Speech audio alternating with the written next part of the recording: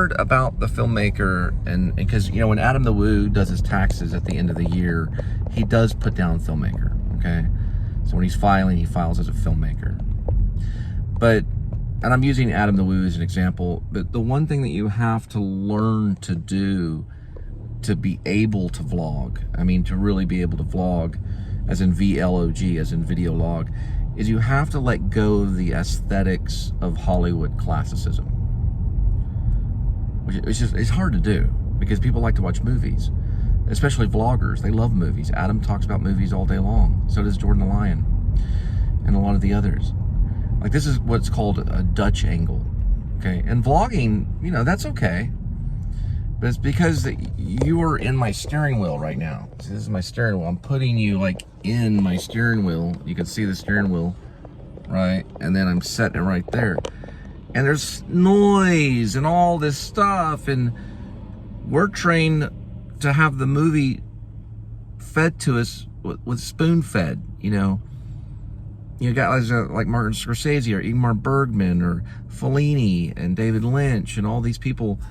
They work their entire life to get rid of those scratches and noises and things that they don't purposely want to hear in the cinematic masterpiece, right? And the costumes are picked out, and the dialogue is talked about for maybe years, or at least maybe a few months, and the script is sitting there, and they have script meetings, and all these people come in and they talk about an ending, and all this stuff happens, you know, and they all have it. Even Lynch, he has a whole group of people, all kinds of people that he talks to, musicians from other parts of the country and other countries, and they all have these meetings. It's all, you gotta let go of all of that. You know, all the Francis Ford Coppola, you gotta let go of all of that aspect of filmmaking. And you gotta simply just do it. You kind of just let it go. You don't even worry about the camera or the microphone or any of that, because you're the actor in it. You drive yourself crazy, and a lot of them do. Like, you know, you watch Grim Life Collective, that guy works extremely hard. He's a skinny guy, he's one of the best vloggers out there, and he does everything he can to make it as close to Hollywood classicism and cinematic, you know, Kubrick kind of thing as possible. But it's just a vlog. You know, it's just, he'll admit it, it's a video log, you know. So when you let go of all of that Hollywood classicism and where the camera goes and where the microphone is, you can use a microphone, that's okay. You can get a boom mic and all that. You can do whatever you want. But when you let all that go, then the story starts to develop, you know. Then you're able to tell a story. And you want to tell a story that's at hand. And that's immediate theater, what Peter Brook talked about. If you're reading Peter Brook, he's a theater director. But there's a reason why this shot is going upwards. It's not making me look greater. Now it does, because when you're looking up at someone, it looks greater. But I'm holding the camera down so no one can see that I'm holding the camera right now, because I'm driving, see? That's the reason why the shot is the way that it is right here. It's not because I designed it to be that way. It's because I got to keep the camera down right here when I'm talking. So, excuse me. So that, so people can't see me, you know. I mean, when I got arrested in Keller for that traffic ticket, I was like this. You know, I was holding the camera kind of like, and that's not why he got me. He got me, I don't really know how he did. I'm still studying that whole aspect of that traffic stop. Because what happened, and I'll tell you specifically, it was very strange. I was driving down, I guess it was 1709. I can't recall the names. I have to go back and watch the vlogs. And the cop was literally like right over there on like a regular road. You know, he was like on a regular road. And I believe I was on 1709. I think that road is called 1709. And there was a truck that passed me that had a flag that said, "Don't tread on me." It was a yellow flag. I thought, that's a cool looking flag. You know, it's a yellow, it's got a little snake on it. So I zoomed 3 times in a 3-time zoom where it zooms in, and I captured that flag as it was passing by. It wasn't miraculous. It wasn't Kubrick or anything, but I was capturing it. And then I looked in my rearview mirror and I saw him pulling out, you know, just as this vehicle is over here. I can't really show it, but if you look over here, you see a vehicle. And I was in the far left lane, and he got behind me. And then so I put my blinker on to get over to the right-hand lane. And then he did the same, and I knew that, yeah, I knew at that point that he was probably gonna say something about me having the phone or something like that. You know, this wasn't a normal time or whatever. This was in October, the last October, when I had to spend a night in jail for the traffic ticket. He was right behind me immediately, and the lights went on. So I went and turned. The red and blue lights went on, and I went ahead and turned into this regular area, you know, right, suburb area. Can't think of the name of the road right now. But and I stopped there, and he stopped behind me. Then I think he came up to get my information, you know, my license and all that stuff. And then when he took all that back, then his supervisor got there, and I knew that something was up. So then he came over towards this side of the passenger side window to tell me about the traffic ticket, and, you know, and that, you know, it was unpaid traffic ticket or something like that. And it was, and I told him, which I had paperwork in here, right here, but I didn't want to reach over and get it. And the paperwork was a series of emails that were given to me through a law firm out in Arlington. And I think I've mentioned the law firm before. Unfortunately, I cannot recall the name of the law firm, but I have mentioned it before in the name of it at the time. And they had sent me several emails saying, don't go to court, we'll take care of it, we'll get it dismissed or adjudicated. And when I finally found out it was deferred, and I told him that I had a lawyer and that I was fighting the traffic ticket, and I guess that made him mad. So he went back. The supervisor, I heard him say something about frisking to the supervisor. I heard him say the word frisk. And then he came back. I think I heard him say, I'm not even going to frisk him, or something like that. But he did anyway. And I don't appreciate him grabbing my junk. And I mean, basically touching me where the sun doesn't shine. Don't appreciate the way that he did it. And then what happened was he handcuffed me and put me in the back of his car and called my dad. The reason he called my dad is because he, you know, was like doing me a favor. Okay. So he's no longer a cop anymore, or he's going to lose his job. And the reason why is because he was doing his job. That's the reason why. That's what they always say. I'm just doing my job. Cops that do their jobs don't get to be police officers. They end up killing people. When cops do their job, it leads to them killing people. It leads to hurting. Now, he did not allow me to wear my mask the entire time, because I had a mask that was protecting me from COVID. He did not allow it. I was handcuffed in the vehicle in the back of his car with the mask in my hand. So I had a PPE mask in my hand as I was sitting there.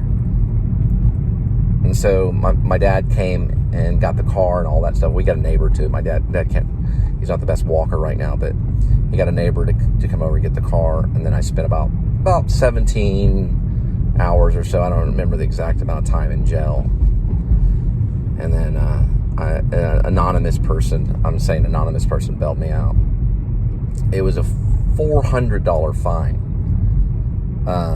because of a school zone that I had gone. I think I was clocked at 30 and a 20 school zone off Fox in Louisville. I don't know if it's a road, lane, or avenue, but I know it's Fox, and it's right by a school over there. That was the name of the road.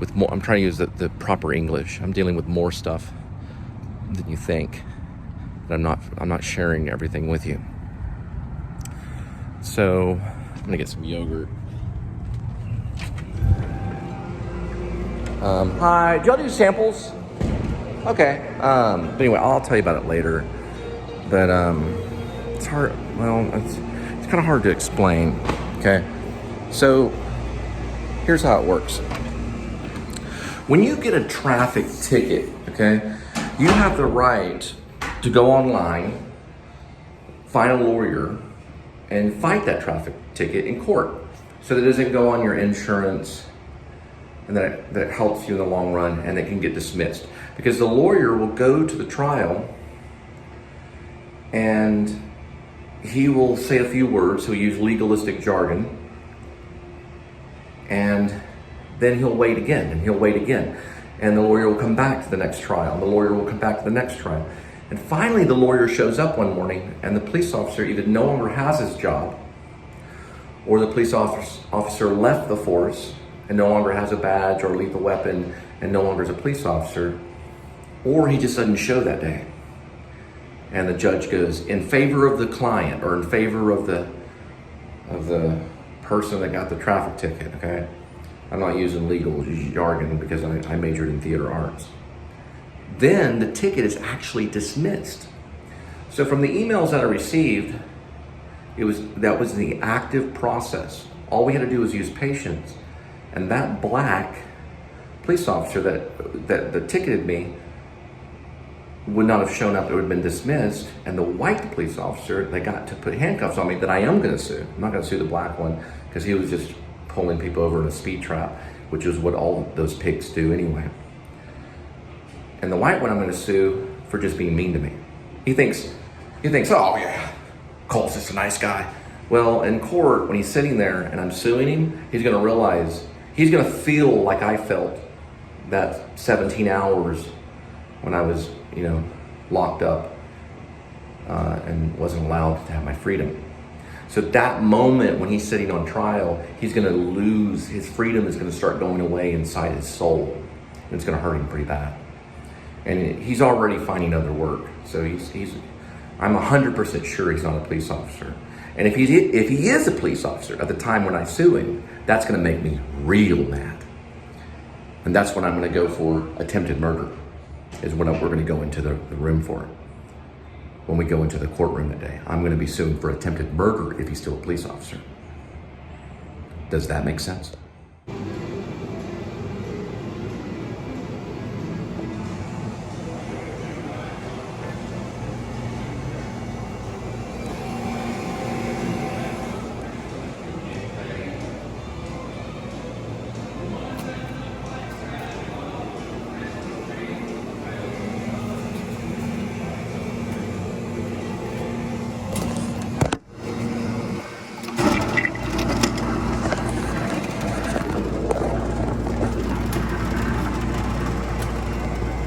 And it'll take food. So what my goal is in the matter is to make him feel exactly like he made me feel, so that he understands not to ever make someone feel that way again. This is gonna be a lot about feelings. And he's also gonna realize, because I no longer work for those companies that I was working for at the time, he's also gonna feel like what it feels for his whole career to go away. And I felt that once when I was at the actor studio, when James Lipton asked me to go home and get help and suspended me. And I went right back and joined a temple and everything.